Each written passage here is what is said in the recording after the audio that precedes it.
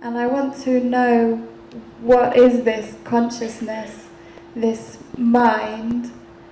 Is it just a part of my physical body, or is it something other?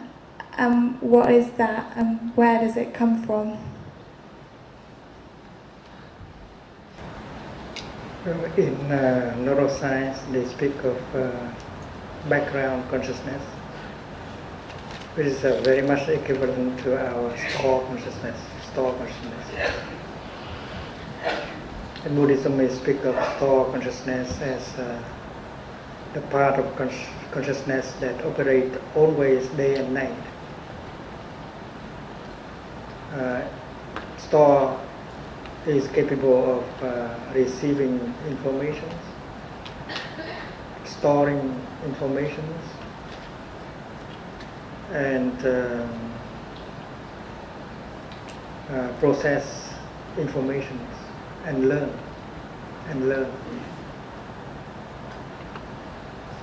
And when you drive a car, it is store consciousness that is driving, and not your mental mind consciousness. In the beginning, when you learn driving, you have to use your mind consciousness.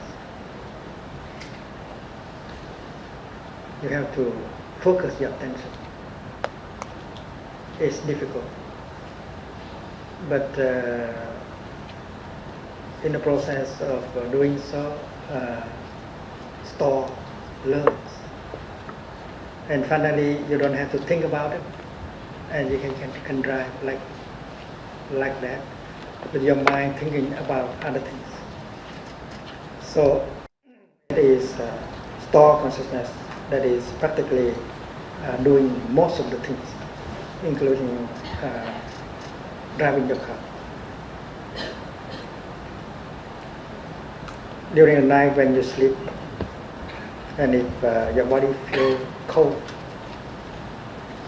your hand reach out for the blanket.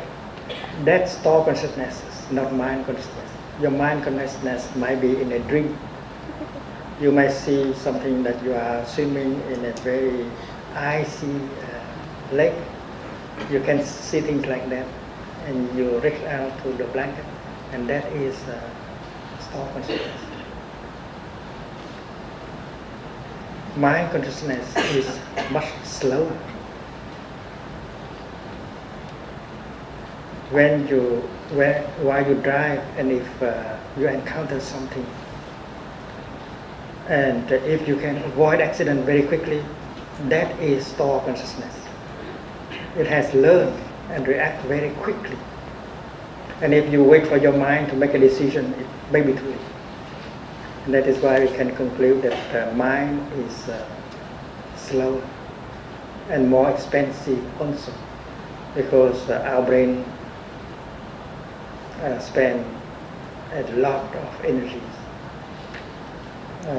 while our body, our store spend much less energy.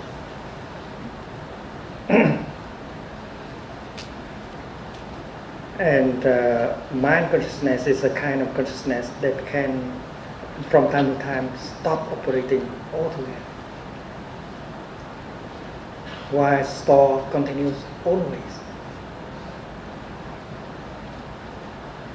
In a case you are in a coma, mind consciousness might stop completely.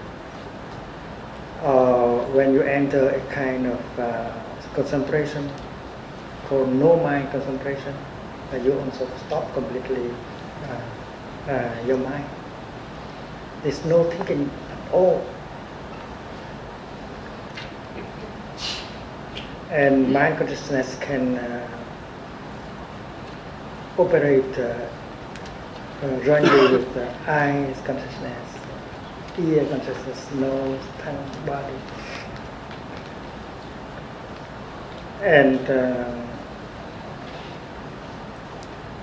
mind can operate alone when you shut out all the windows of the five senses. Mind can work by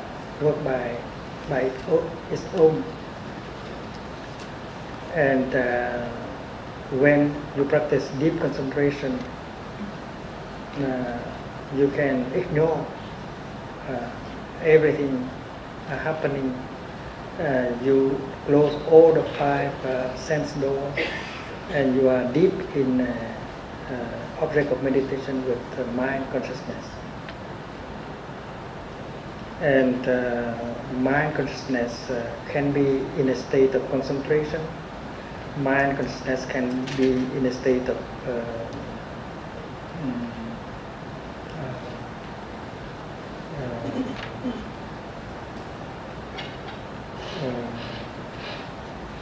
confusion. The opposite of concentration is dispersion. Mind in dispersion. And mind consciousness can be in a state of psychosis. But in the teaching of the Buddha, whether it is mind consciousness or thought consciousness, it has to lean on the body.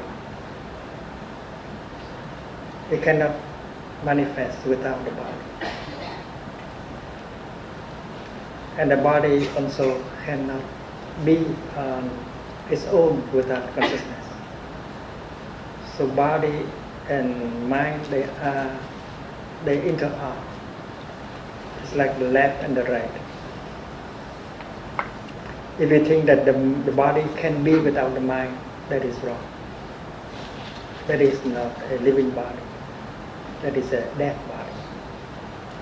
So that is why mind must lean on the body to be mind, and body has to lean on mind in order to be body.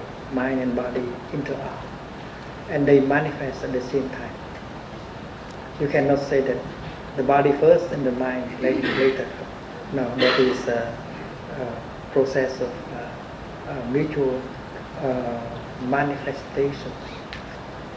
And then if you go deeper, you see that mind is a kind of body, and body is a kind of mind. Your body is first of all an object of your mind.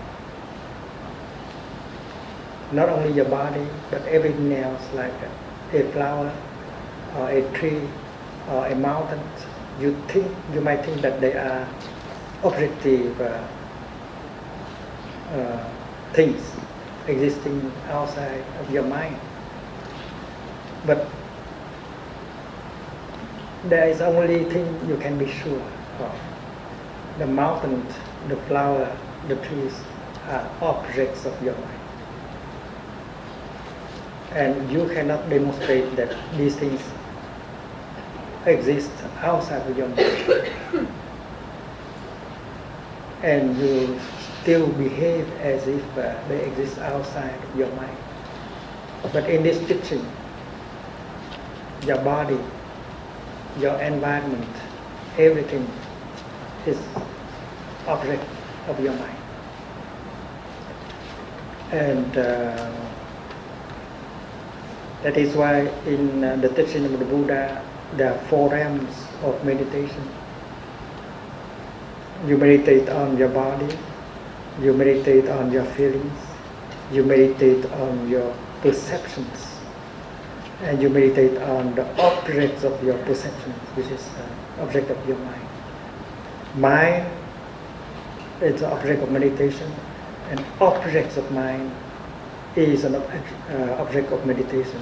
Instead of saying mind and reality outside of the mind. And in Buddhism we always say mind and objects of mind. So mind and objects of mind, they interact. Without mind, there is no objects of mind. Without objects of mind, there is no mind. And if you go deeply, we see that the notion of mind and matter should be removed. Our distinction between mind and matter is an obstacle. And nowadays, scientists have discovered that an elementary particle is very intelligent. There is mind in it, and it is mind. Somehow it is mind. So when we look at the planet Earth, if we see that it is a block of matter, we are wrong. we have to begin to see the earth as a living organism. And to describe the earth as mind only is wrong. To describe Mother Earth as matter only is wrong. We have to transcend both notions. And the same thing is true with us. In Buddhism we say Namarupa, body and mind. But Namarupa lean on each other to manifest. And yesterday we learned about action. Our action continues always. And our action is a kind of energy produced by us. And energies can manifest itself into mind body again and again. And it is possible, if we live in mindfulness, we can assure a more beautiful continuation in the future as Nama Rupa, mind body. Mind body are not two.